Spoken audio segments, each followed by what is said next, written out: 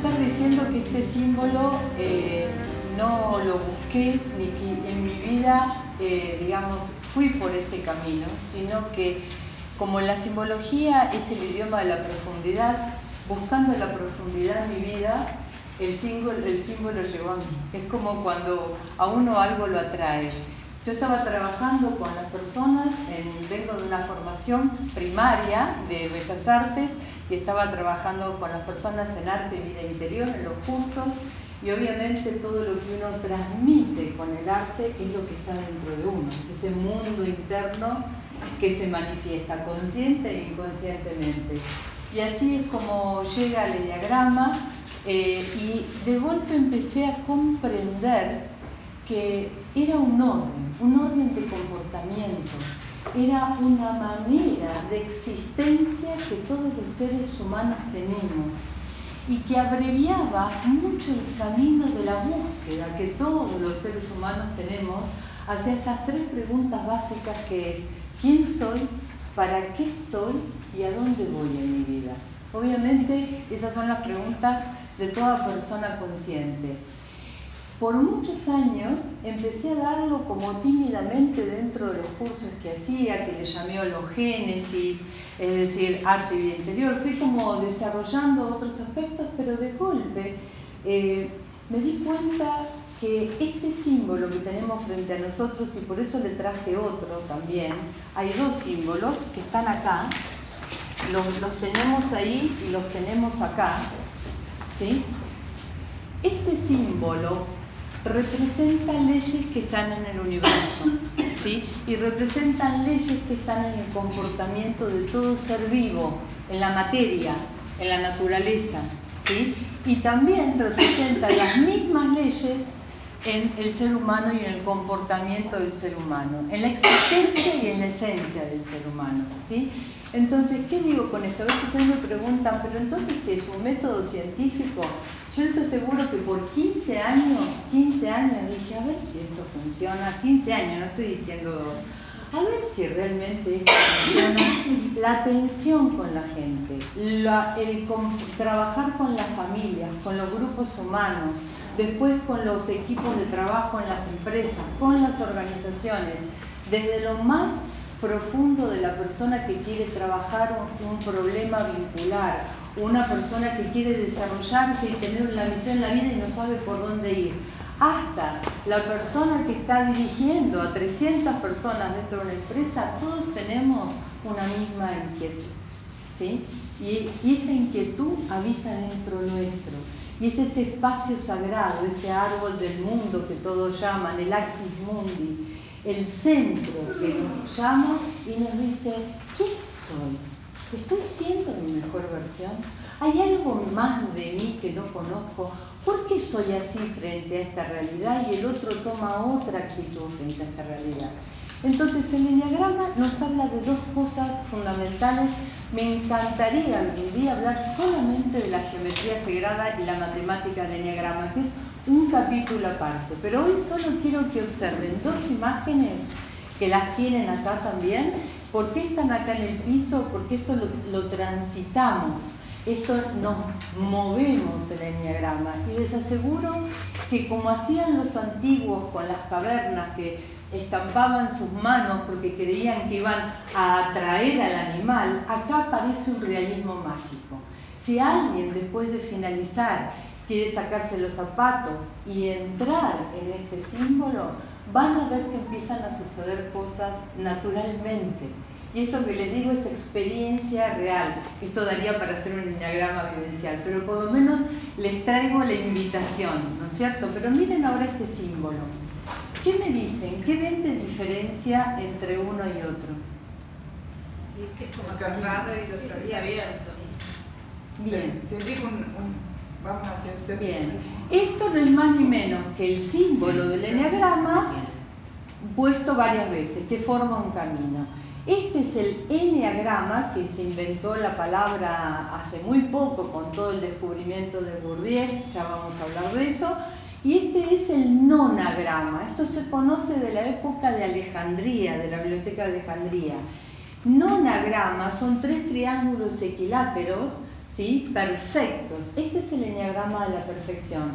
Para hacérselos muy sintético, este es el eneagrama de Dios, el eneagrama del universo, y este es el eneagrama humano. Este es el camino hacia la perfección que todos nosotros vivimos. Esto es lo humano. Por eso en este camino hacia la perfección, lo mejor que podemos hacer es empezar a valorar y aprender de nuestros errores, porque no somos perfectos. Acá está la perfección. Entonces, la misma geometría nos habla y nos invita a todos nosotros, ¿sí?, a ir hacia dónde, hacia el centro. Que el centro de uno mismo también es el centro que todos estamos buscando. Es decir, lo que creamos en nuestro interior es el reflejo también de la comunidad. Por eso después, cuando, bueno, en el año ya lejos, 1998, empecé con la Universidad de la Conciencia, en el 2000 se creó la Fundación Centro Argentino de Eneagrama. La llave de todo este proceso, que uno decía, bueno, es el eneagrama, es la conciencia. No, mi misión, les podría decir, en la vida es despertar la conciencia, pero para eso, ¿con quién uno empieza? Con uno mismo. Uno mismo es el que tiene que transitar por tantos caminos como para empezar a entenderse y a comprenderse. Pero cuando uno trabaja con uno, y estas son las dos grandes llaves del eneagrama, el autoconocimiento al cual te invita el eneagrama no es solo que descubras cuál es tu personalidad, sino que vayas mucho más profundo y puedas conectar con esa esencia que hay dentro tuyo. Una esencia que muchas veces vislumbramos, que muchas veces tocamos y otras que no tenemos ni idea que está. Y esa esencia trae en nosotros talentos y cualidades innatas. ¿Qué quiere decir esto? Los que somos mamá y papá o los que trabajamos con gente a diario en grupo, nos damos cuenta que estas cualidades innatas son capacidades, habilidades que nosotros traemos y que no nos damos cuenta ni valoramos muchas veces justamente porque no son naturales. Si yo siempre soy organizada y tengo un orden en mi vida para funcionar, voy a pensar que todo el mundo tiene que ser organizado y tener un orden, ¿o no? ¿Por qué? Porque me resulta familiar. Sin embargo, una persona creativa no es organizada porque necesita justamente generar caos, desorganizar para volver a armar. Entonces, ¿cómo se explica esto? Se explica que cada uno de nosotros, según estas tres leyes, se las enumero: la ley del uno, la unidad, el espíritu, Dios, Yahvé, es el espíritu que está en el centro de todo, el uno, la unidad. La ley del tres, que es la conciencia o la Trinidad o la representación de esa unidad en tres aspectos, ¿sí? En todas las culturas y en todas las religiones sabemos que el tres es la manifestación de lo divino, ¿sí? Y el 7, que es una particularidad matemática. ¿Lo querés transitar el 7, Mati, para que lo vean desde el 1? ¿Sí? Que es este dibujo que Matías ahora va a transitar, que es un hexagrama y que tiene que ver con la ley del 7 y que tiene que ver con una particularidad matemática que es el 1, la unidad, dividido 7, que es el número sagrado para todas las tradiciones. Esto que está transitando Matías es el hexagrama dentro del eneagrama y representa la ley del 7. Cuando Gurdjieff, un libre pensador, él se llamaba Un buscador de la verdad, nació en 1845 en Rusia, de padre ucraniano, buscando a una comunidad sufí, Sarmouni, en donde había un símbolo que le dijeron que estas cosas que algunos se animan como Roerich o como Teilhard de Chardin, ¿no? en buscar estas sabidurías tan antiguas, se encuentra con la comunidad y con este símbolo. Y el hexagrama era solo lo que estaba dibujado en el piso de esta comunidad sufí. Y con una música letánica lo ponen a transitar. Y los maestros sufí, solamente viendo cómo transitaba con esa música letánica, diagnosticaba, sin decirle en eneagrama, sin explicarle nada, diagnosticaban por donde él tenía que trabajar mientras estuviera ahí en el monasterio. Esto no voy a hacer historia porque va a ser muy largo, pero sí 3 o 4 cosas fundamentales.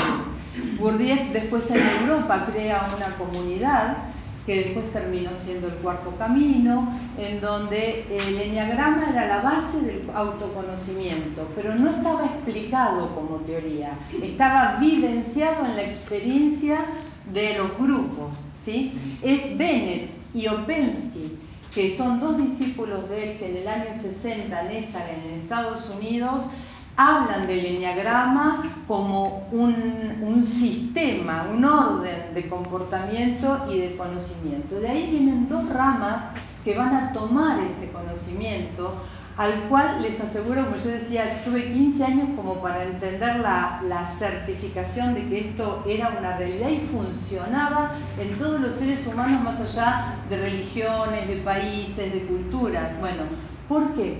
Porque vienen 2 vertientes, toda la psicología transpersonal por un lado y por otro lado la Iglesia Católica y los jesuitas.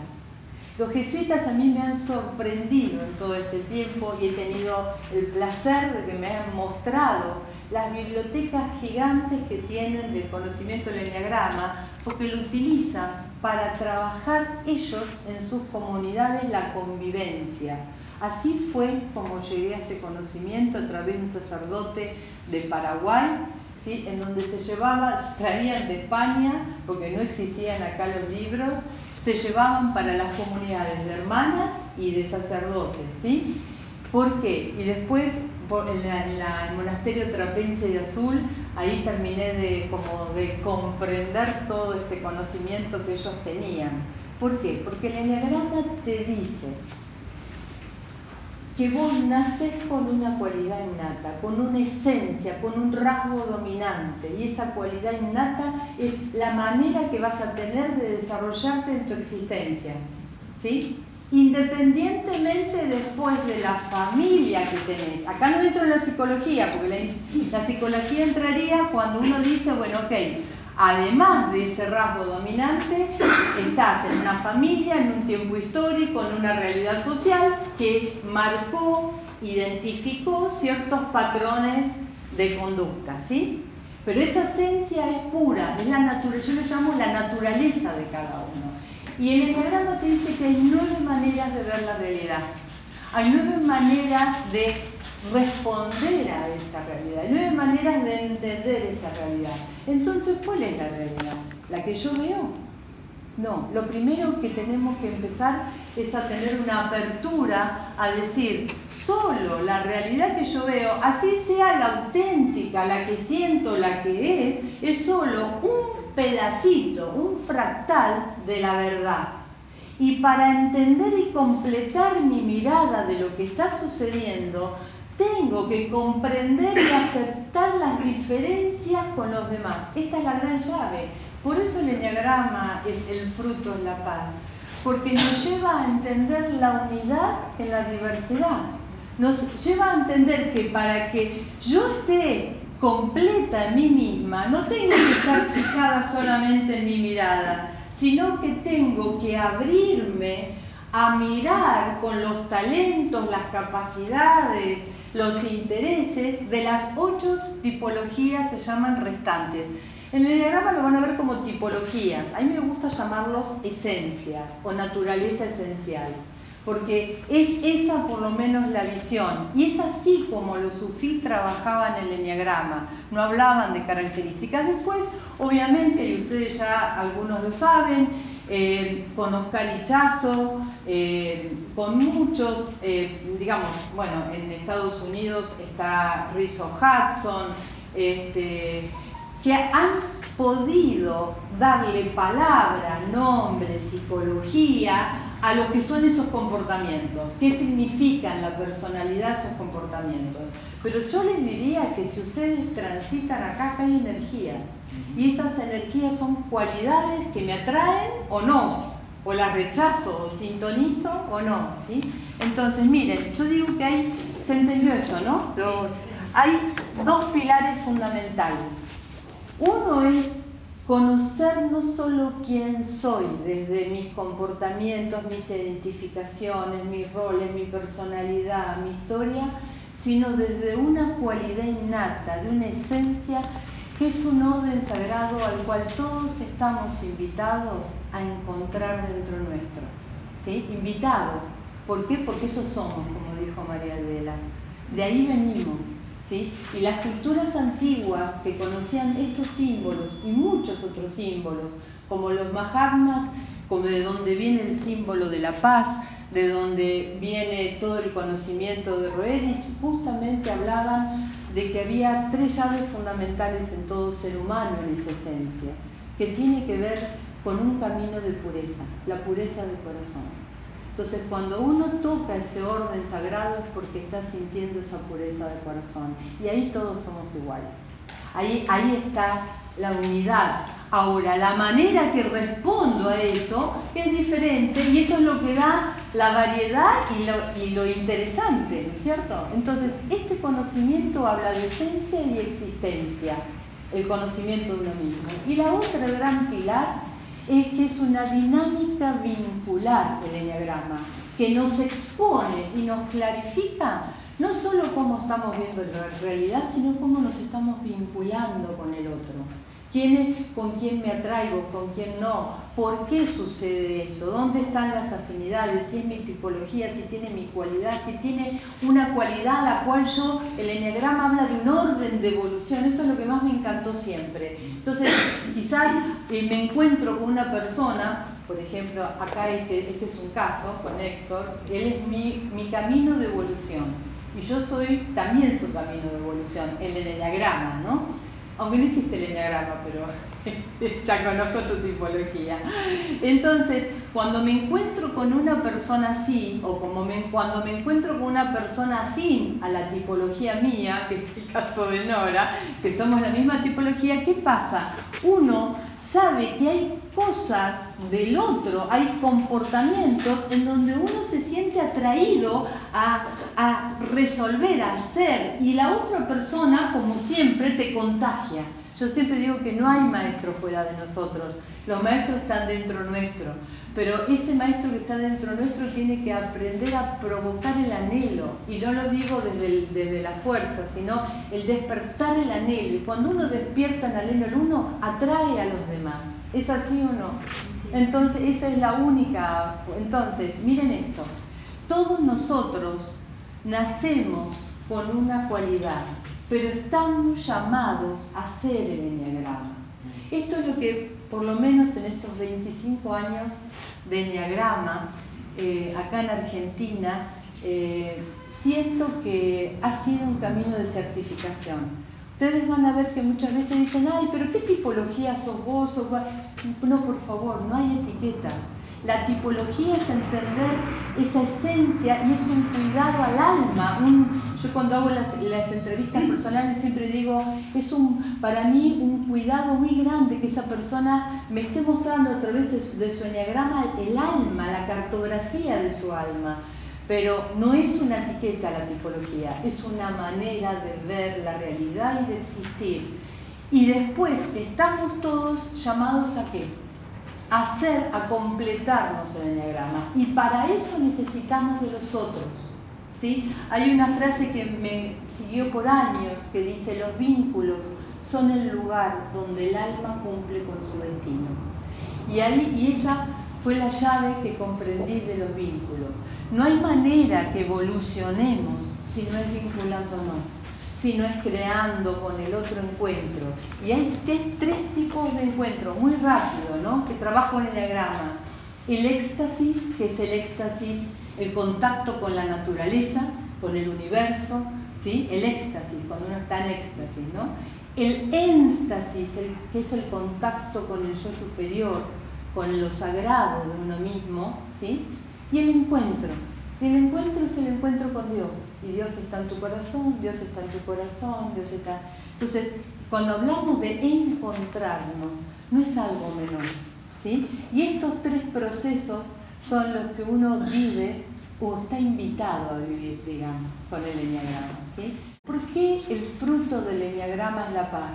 Porque en esta frase que dice que hay paz en el corazón, hay paz en el mundo cuando hay paz en el corazón de cada persona, es porque primero la paz empieza en nosotros. Y si no nos conocemos, si no sabemos con qué contamos, cuáles son nuestros recursos, no vamos a tener paz. Porque dentro del trabajo con la paz también es aceptar nuestras sombras. Es aceptar aquello que muchas veces lidiamos y nos enojamos con nosotros mismos. Muchas veces yo digo, no te enojes con esa actitud que tenés. No, pero siempre me pongo mal cuando me equivoco en algo.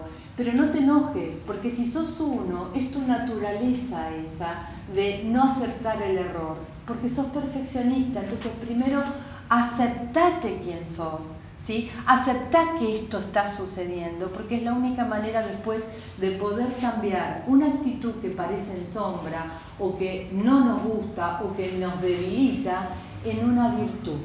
¿Sí? Y este es el gran trabajo. Por eso estaba gracias. Así como el fruto del enneagrama de la paz, yo siempre digo que el aroma como de la flor de cuando uno trabaja con la paz, la persona lo que irradia es compasión, porque no hay manera de estar en paz con uno mismo si uno no sirve, si uno no entiende al otro, si uno no entiende las diferencias, si uno comprende que el otro es diferente y actuó como actuó porque es así y no es que lo hizo conmigo. Y si no comprendió o no me comprendió o pensó otra cosa, es porque su sistema es lo que puede en ese momento ver. Entonces hay una compasión que termina siendo la comprensión de todos. Eso no quiere decir que uno diga, muy bien, la comprendo o comprendo esta situación, pero trato de llegar de otra manera. Cuando trabajo en empresas o cuando trabajo con familias, siempre le digo a quienes son los jefes o los papás o quienes están a cargo de los grupos para que vos veas el cambio en el otro, es uno el que tiene que aprender a cambiar la forma que nos estamos comunicando, o yo tengo una manera de ser directa y esa persona frente a lo directo siente que uno lo avasalla. Entonces tengo que entender la conformación del otro para comprender a hablarle diferente y saber yo cómo llegar.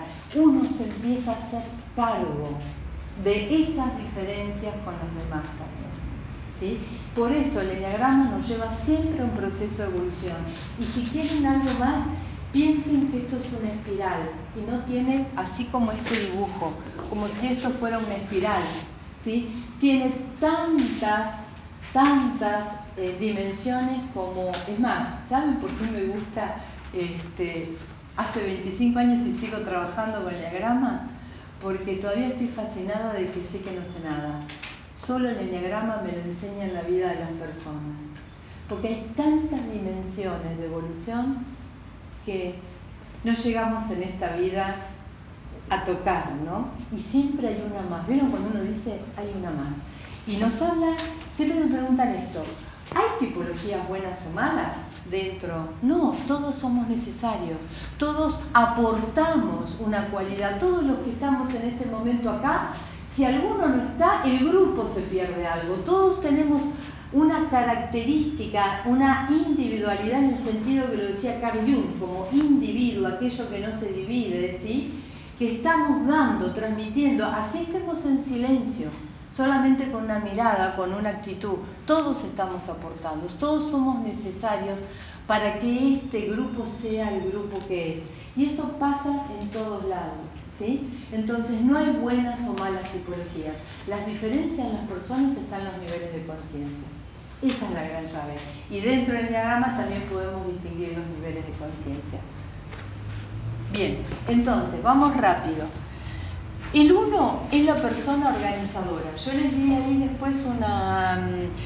Voy rapidito y pasamos a la otra slide. El 1 es la persona organizadora, es decir, que ustedes tienen un chiquito de 3 años que es 1 y le va a ordenar a la mamá los pulóveres por color. Y ustedes dicen, ¿qué está haciendo? Le sale solo, le nace, y por ahí la mamá no es tan organizada, porque necesita funcionar con ese orden y esa organización. Funcionar, es como me encuentro con la existencia, ¿sí? El 2 es la persona, por eso el 1 vino a ser ético y a ser organizado. El 2 vino a servir a los demás. Por ende, la llave del 2 es el servicio al otro, el ser útil al otro, ¿no? Les estoy dando como esta impronta primera. El 3 es el exitoso, es el que siempre realiza y concreta lo que quiere para su vida, ¿sí? Y justamente es tan eficiente y tan eficaz que logra lo que quiere. El 3 es el creativo, el intuitivo, perdón, el 4. El 4 es el creativo, el intuitivo, el profundo, el, como dice Saint-Exupéry, ve más allá de lo visible, ¿no? Lo esencial es invisible a los ojos y busca la originalidad. El 5 es el observador, el intelectual, el racional, el científico, el que tiene que tener la argumentación, el cómo y el para qué. El 6, es el colaborador. El colaborador es el que sostiene, el que siempre está siendo como el pilar, aunque no tenga una visibilidad, es el pilar de un grupo humano, ¿sí? El 7 es el entusiasta, el alegre, el que viene a esta vida a pasarla bien y a divertirse, y que la vida siempre es positiva. El 8 es el luchador, el que tiene el poder, es el líder nato, el líder de mando nato, es el que inmediatamente hay que hacer algo, organiza, domina y dice, bueno, cada uno va a hacer esto, esto, esto, y esto se ejecuta en tanto tiempo. Y el 9 es el mediador, el pacificador, el conciliador, el sereno, el que es silencioso. Así a grandes rasgos, ¿sí? Pasemos... Perdón, somos uno. Somos, nacimos con una cualidad, pero nos vemos en las 8 restantes. Generalmente, si yo te hago hacer un mapa personal, vos vas a marcar seguramente comportamientos de varios, o de todos, que es lo que pasa generalmente, de todas las tipologías. Pero ese rasgo dominante es lo que el eneagrama, acá no hay ni fechas de nacimiento, ni ningún método de afuera. El eneagrama apela al autoconocimiento. ¿Qué quiere decir? Que en la medida que más trabajo interior tengas, más vas a conectar con esa esencia. Y cuando llega ese momento, les aseguro, uno descansa. Es increíble. Vive lidiando toda la vida con uno mismo y cuando decís, ok, yo tengo comportamiento, desarrollé esto, por mamá, por papá, por lo que me dijeron, por la actividad, pero cuando uno acepta quién es y esa naturaleza con sus luces y sus sombras, ahí empieza el verdadero trabajo. Pero uno descansa, ¿no? Porque sabe que ese es lo que te va a guiar. Es como decir, nací con ojos marrones y quiero tener ojos celestes. Y bueno, no, en esta vida vas a tener que tener tu mejor mirada y tu mirada más maravillosa con los ojos que tenés. ¿Me entienden? Uno no puede ser algo que no es. Entonces, acá está la llave. Sí, acá está la llave que les decía.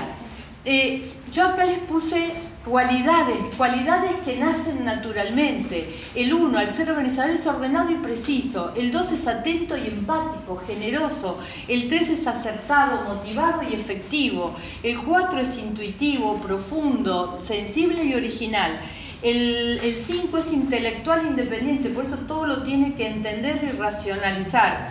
El 6 es responsable con los suyos, con sus grupos de pertenencia y muy fiel y leal a donde está o a su familia o a su equipo. El 7 es vital y optimista y siempre va a estar dándote una actitud positiva para que veas lo bueno de la vida. El 8 es fuerte y decidido. Esta es una de las grandes llaves, la decisión que toman los 8. Y el 9 es conciliador y sereno. ¿Por qué les puse esas palabras que ustedes ven en azul? Porque esos son los valores naturales que cada uno adhiere según la tipología que es.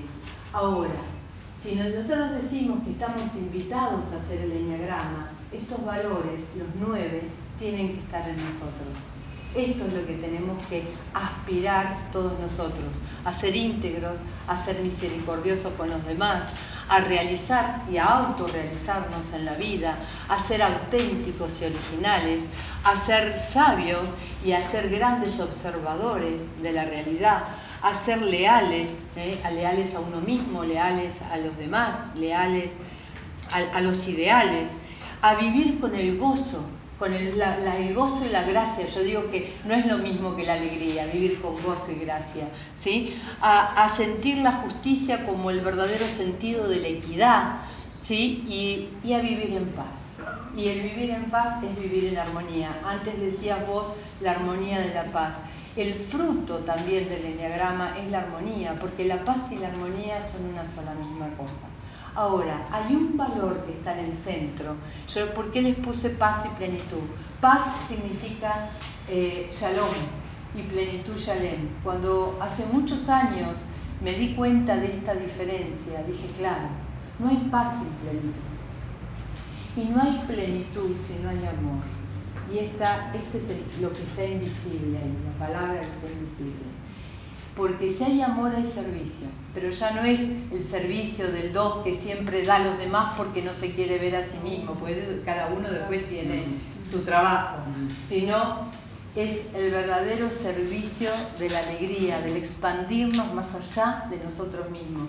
Y lo que te enseña el enneagrama, y le agradezco a todas las personas que pasaron y pasan en mi vida, que me confían sus vidas, sus historias, que como yo digo, lee todo tipo de libros que quieras, pero las historias de vida te enseñan algo que es invalorable. Y yo le agradezco a cada ser humano haber entendido en esa historia de vida cómo a pesar de lo que vive hay patrones energéticos, como decir, ¿por qué las plantas palmiformes crecen de una manera y las otras de otra manera? Bueno, nosotros también tenemos esos patrones, ¿por qué vemos una cosa y otra? La llave es que me enseñaron en su vida que esto es un orden realmente científico, energético.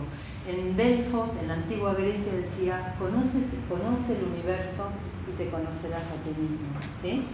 Bien, en realidad el universo y el multiverso que cada uno de nosotros tiene es infinito. Por eso la intimidad con uno mismo, ¿sí?, también es la intimidad con todas las cosas. Y una persona realmente cuando empieza a ser íntima es porque aprendió a vivir intensamente. Esta plenitud cada uno después lo llevará a su experiencia personal y sabrá qué es esa plenitud para sí mismo. Podemos pasar 2 minutos nada más.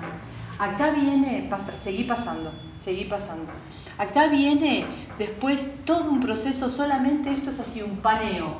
Cómo yo me veo en la personalidad y cómo me ven. Seguí, Mati, seguí, andá dándole lo que evita cada tipología, porque muchas veces no nos vemos en los talentos, sino nos vemos en aquello que conocemos que no nos gusta de nosotros mismos. Entonces es más fácil vernos en las sombras que en las luces. Y después tenemos como áreas, tríadas en el enneagrama, en personas que son mucho más viscerales, más pensantes o más, digamos, sensibles. ¿Sí? Seguí pasando, por favor. Y esto trae una cierta cualidad. Y acá hay actitudes que las tenemos según nuestra tipología, seguí pasando, en tomar distancia de observar a los otros, en vivir y tender para los demás y siempre necesitar a un otro y no poder estar en soledad, o los que se enfrentan y marcan territorio. Y uno a veces no sabe la tipología de la persona, pero sí ya ves esta actitud que por supuesto se transmite desde la personalidad. Esto es simplemente para que vean, hay un trabajo que yo en el año 2009 fui a la International Enneagram Association a dar 2 temas de investigación de antropología, y uno fue, seguí pasando por favor, uno fueron los ejes de equilibrio, fíjense esto, los ejes de equilibrio, y otros fueron los opuestos complementarios, que son temas que desarrollamos.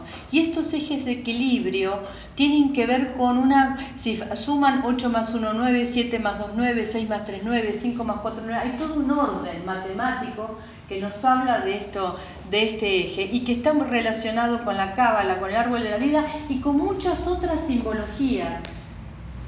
Seguí pasando, 2 minutos, cierro con esto.